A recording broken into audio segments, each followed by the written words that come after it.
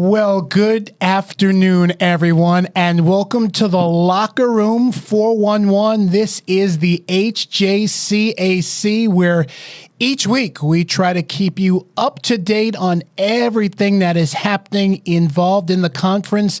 And this week, my guest is none other than Mike Denney. He is the head coach of the Gila River Hawks. They were opening night winners. And before we talk about the big win, Coach, welcome to the show. Thank you, man. I appreciate it. Thanks Absolutely. for having me down. I'm excited. You and I have known each other for a long time. It's our first time actually sitting side by side with a microphone. Props to you getting the head coaching job. That is, I think that you are going to take them to a different level. I can see that the culture is already there.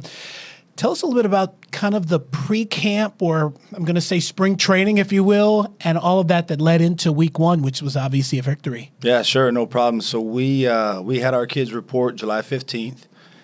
We have a pretty fair amount of out-of-state guys, and so we wanted to get them here, kind of get them on the ground, get them acclimated.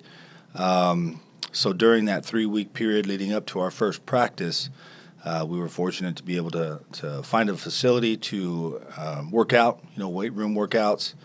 3 days a week, Monday, Wednesday, Friday, Tuesday, Thursday, we're out on the field. And so went through that program for a good solid 3 weeks. And from there, naturally, practice started August 8th. And so we had a pretty good amount of time to prepare and get things ready for this first week. And so, kicked it off on Saturday and got out of there with a win, which was great. And so now we're full steam ahead and into our schedule and hoping to to continue the trend and keep building and growing and getting better as we go. I definitely want to break down the game with you in a second, but during the month of August, how tough was it for some of those kids who were out of state practicing in this heat? It's a lot different than what a fair amount of them are used to. Mm-hmm. It's dry. We all know that. It's kind of a joke in the desert. At least it's a dry heat. Thankfully, it is. If we had the humidity like a lot of other parts of the country have, we'd be in really bad shape. But they express the difference for one, the intensity for two. Sure. And the league does a really good job of making sure that we acclimate and go helmets for 3 days and then start adding additional pads kind of as we go. Very cautious naturally as well with water, ample opportunities to hydrate.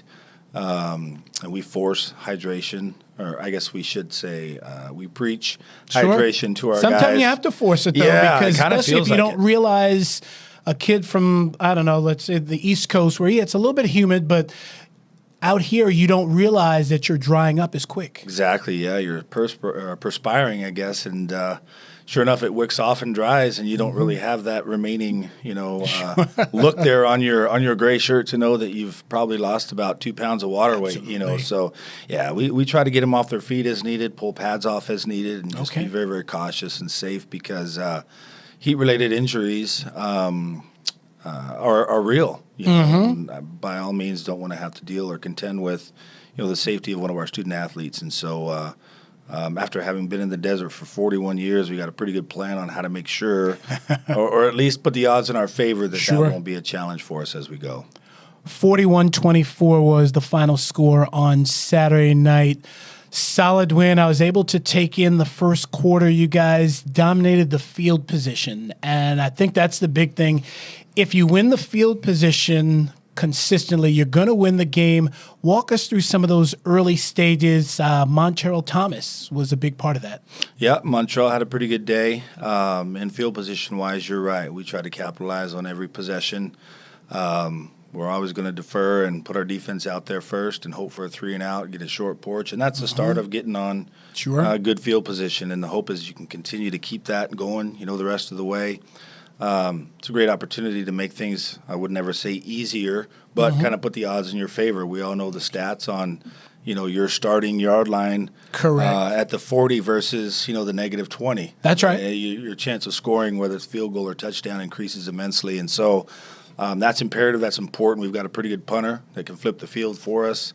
And, you're right. We were able to kind of keep the foot on the gas early on. Got up pretty big, 24-0, and thought that maybe had we been able to make it 31-0, they might have wanted to tap. But they scored there before half, and got a little bit of belief, and That's just all part of it. They're going to score, and we can't Sure. stop them every time, and we Correct. respect and understand that. And that's a good football team over there. Larry is doing a great job, Mm-hmm. Coach Davis. Great kids, very respectful. Staff was awesome.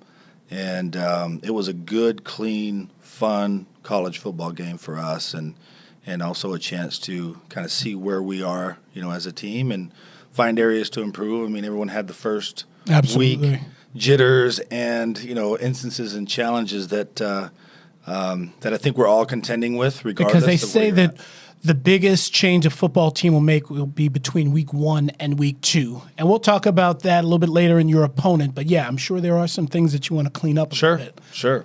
Your quarterback, tell us a little bit about him. I got to see him toss a touchdown pass. Just what does he bring to the table? And shout out his name. Cy Schmaltz was our week 1 starter. And, he's just continued to impress all of us, myself included.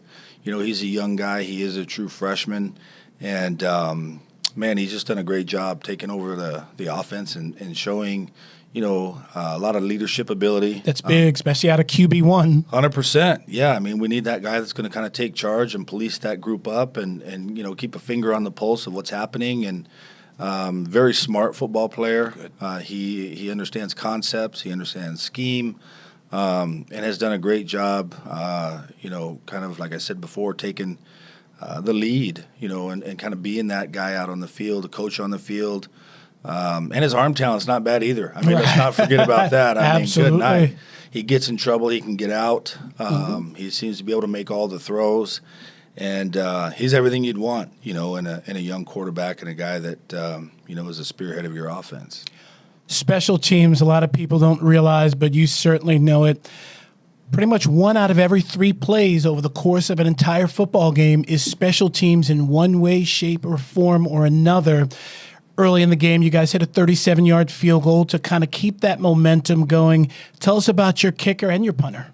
Kicker is a gentleman by the name of Austin Cogan, and he came to us from the state of Utah, was kicker of the year there last year. Oh, wow, and, okay. Man, I tell you what, he's a relentless worker. He takes what he does very, very serious, and we do as well because, from the 25 in, I feel super comfortable. That's big. I wouldn't say knowing, but, again, feeling comfortable with the fact that there's a good opportunity for us to put some points on the board. We all want touchdowns, I get it, but, man, you want to preserve the right to score when you get down in there close. And if that's 3, shoot, we'll take it. Sure. And have a ton of trust in him, and he's, like I said, a relentless worker. He's also punting for us. That's not really his forte. Gotcha. But he's been willing to handle those duties for us, and that's improving, as well as he spends a little bit more time and works on that craft and tries to, perfect that part of his game. He's primarily a kicker that also happens to punt for us. Understood. But he did well, and we're okay with that, so long as we can, like I said before, and you mentioned earlier, flip the field and get, the field position going and put ourselves in good shape.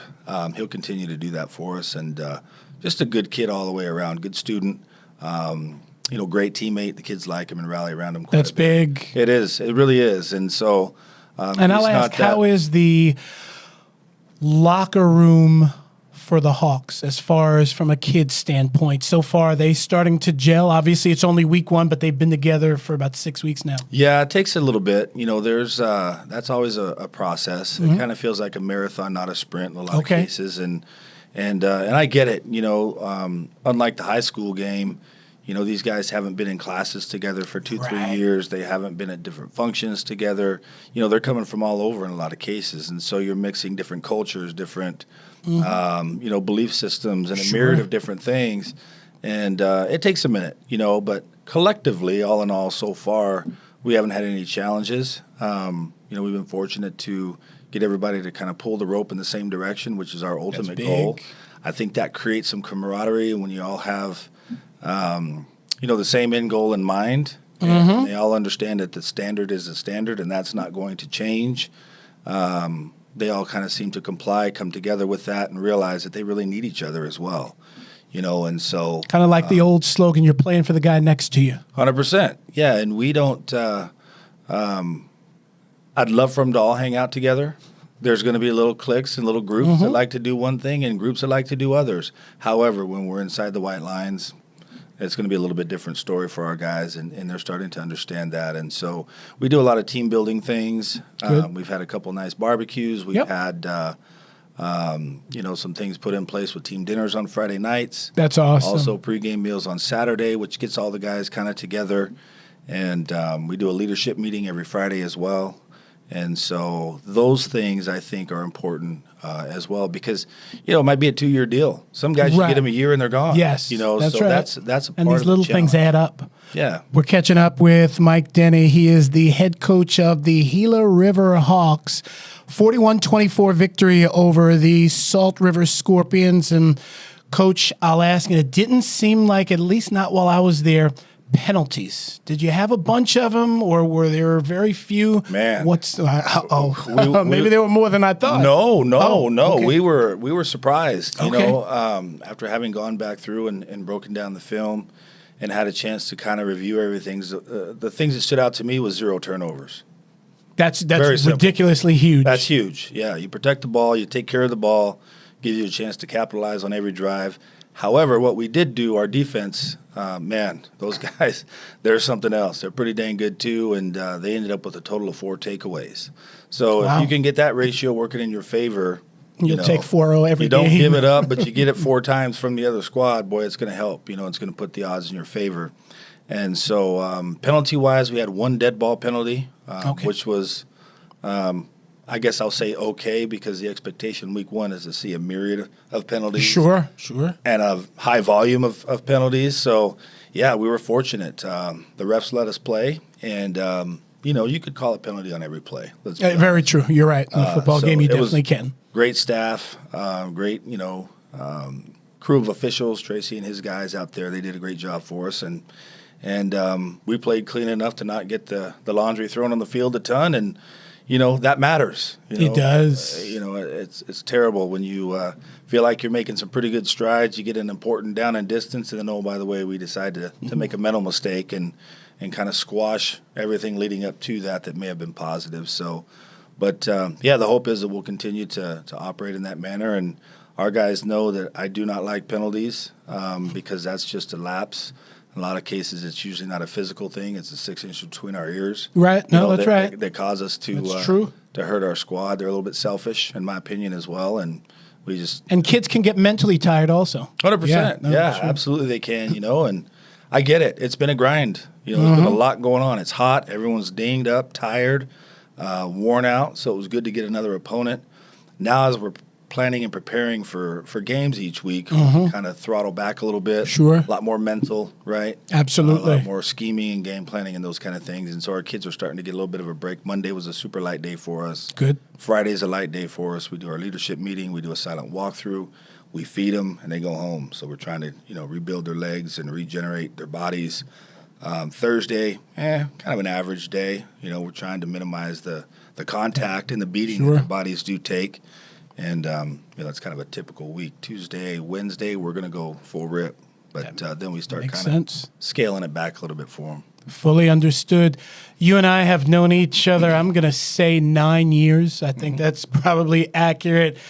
We met on the sidelines of a high school game. You were an assistant coach with the Basha Bears. I want you to kind of take us through your coaching career here in the Valley, but even before that, you're an Ohio guy. Go Buckeyes and all that stuff, whatever you'd like to say. But what initially got you out here, and tell us about kind of you getting on with probably Bernie Buskin's staff and then beyond. Yeah, so I was born in Ohio, as you said, so I'm a Buckeye. I got it honest. I can't get it out.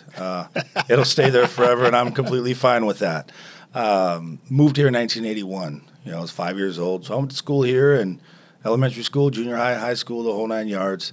And my my son, Zach, was playing youth ball back in the day, and I was helping out with his team and just kind of, finding my way and figuring it all out, and thought that, man, I really enjoy this, and it's something I'd like to, pursue a little bit more. I happened to live right down the street from Basha at the time. It was Tim McBurney, the gentleman that opened the school. Oh, wow.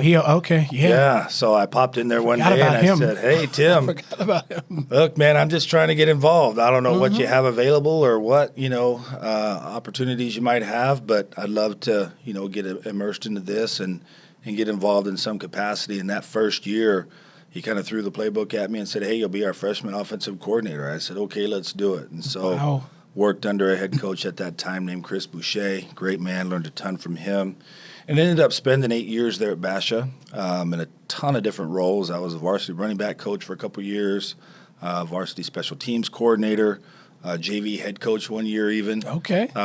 Did a couple years with a freshman early on, and just kind of was available to I guess almost plug in as needed, which is kind of cool because with that. And there were some good years and some lean years. You saw it all at Basha. Yeah. I mean, shoot, we were up and then we were down and then, felt like they were going through a fair amount of rebuild. Yep. Every couple years there. And that's kind of what led to me thinking that there might have been a better opportunity out there. And so love that place, though. I mean, it's where I cut my teeth and Coach McDonald's doing a great job over there, and he is. We're trying to nurture, and strengthen the relationship with those guys and help them understand who we are and what we're doing. I talk to Chris periodically, not a ton, but he's got everything, that he has to keep a finger on the pulse of over there too. So he's got his hands full, and it's a tough time now, but. They're doing great. I mean, shoot, they've come a long way. They have. And I wish those guys continued success. The Chandler Wolves was your next stop, and what a ride there. Yeah, I mean, shoot. You guys won your last game quite a bit. Yeah, they had a great night. Man, they're back. Yes.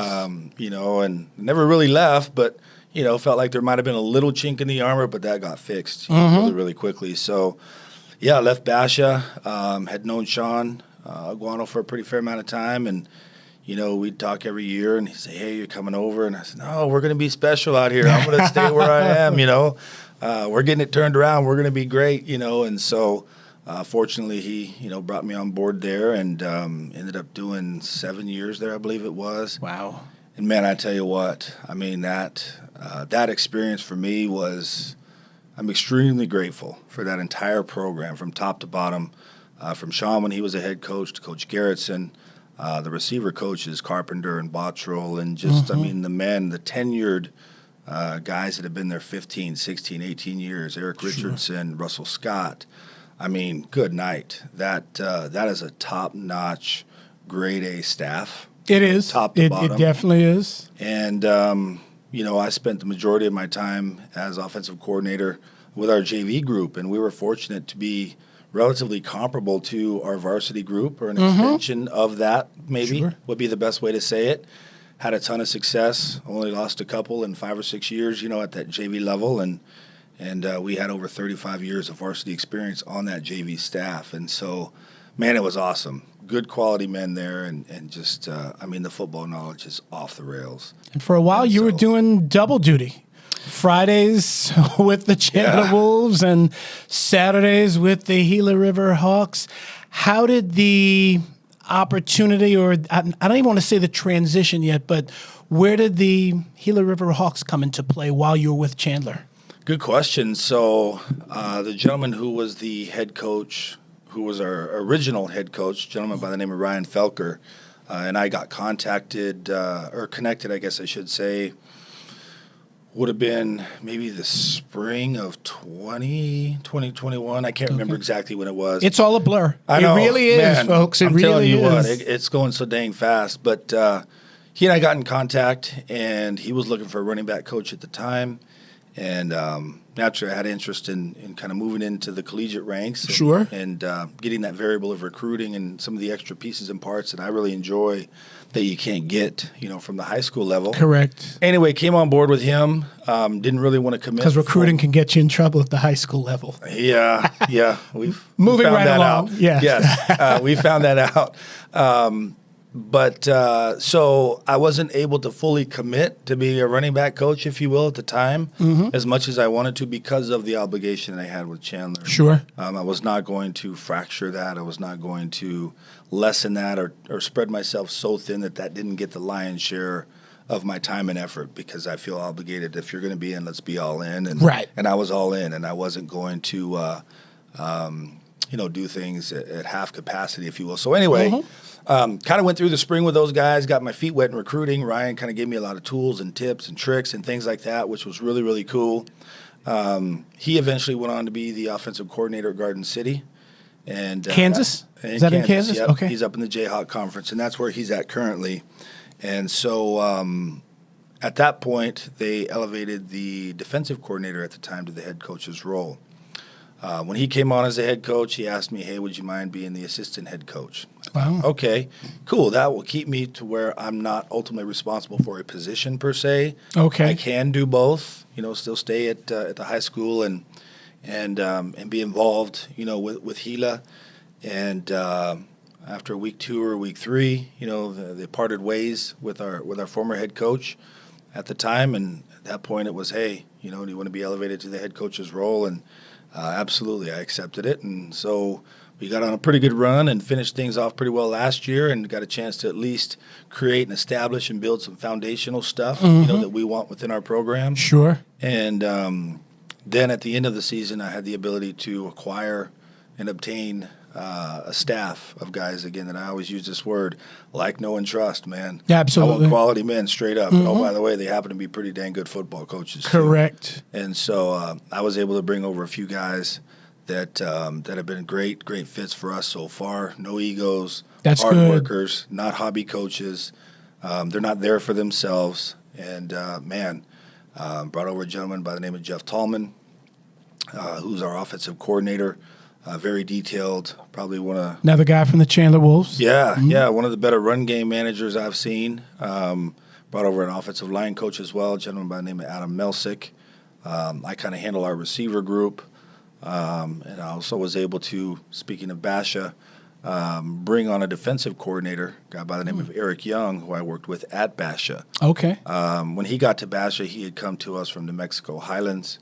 Oh, wow. Pretty high-level Division II, school where he was the head coach for 4 years. You do have a lot of experience on your staff, and that's big. I mean, because when it gets to this level of, and you certainly know better than I do, ages 15 to 17, they're adult figures when you're in high school. But when you're working with 19 and 20 and 21-year-olds, they look at you of, how much experience does he have? What does he know? It's a combination of respect of, wow, this guy has been at, whether it's D1 or 2, or the fact, wow, he's been in the area for a long time. There's a lot of things that come into play from an experience level when you're coaching college. It doesn't matter as much at high school. Sure. Yeah, I agree. I mean, and I think the stops, that Eric had lend some credibility to who he is, what he's about. He was a strength and conditioning coach at Oregon. He was a strength and conditioning coach at Cal. He was also a junior college head coach in Northern California for 7 years. So his network of people is going to be huge for our placement. Sure. Guys out. Because that's what it's all about, trying to get these guys to D1. Yeah. Sure. And having been around the culture that I was immersed in for so long, too, I mean, we've had a chance to just organically meet and know and build the relationships with universities. Absolutely. We want to get our guys in, get great film, get their GPAs to a full qualifier status, and try to get as much of their university education paid for as possible. Definitely. That's the goal. Stuff. Sure. It'll never change. Our goals are in alignment with our kids, and they get it, and so do we. And so, so long as we can continue to be successful in that area, we'll feel like collectively, as a year, as a staff, as a team, we're check marking the boxes of what we should do and what we want to do. And so that'll always be the goal. Primary driver, and the goal, absolutely. We'll wrap it up with just chatting briefly about looking ahead to Sonoran. That's who you guys host this week. Yep. The Sidewinders, they come off a big victory as well. You guys are 1-0. What's your initial thought on this team? I don't know how much film you've gotten to tell. You as a coach, you're always in that film room studying, but what are some of the things you guys need to do to potentially get win number 2? Yeah, that's been the topic of conversation for the last 2 days. We've got their film completely broke down. I've had a fair amount of time to evaluate kind of who they are, what they're about, tendencies, things like that we can expect. Good group of running backs over there. They got a couple guys that can carry the mail. That we know we're going to have to contain and take care of. Defensively, I don't want to give away too much information, right, but we've found some areas where we think we'll be successful in the run and the pass game. And, Hal Reeser, new head coach down there, seems to have really re-energized, and that's that program. Great. It feels like he's really starting to gain some steam in the community, getting kids out. He's got a pretty good, number of gentlemen on his roster now, which is up quite a bit from last year. And, in the conversations I've had with him, which have been brief at meetings and things like that, seems like a great man. And so they'll come play a good, hard, clean game. And, we expect to do the same thing, and we'll see where it all shakes out. But should be a good one. We're back at home again, and then we're on the road to Snow College on the 17th up in Utah. And so this will be our last home game for a while. We'll be on the road for a little bit there, kind of the middle part of the season. Sure. And so we're excited to host Hal and his group, and absolutely look forward to a good game. Definitely, and we look forward to catching up with you again later on in the season. Yeah.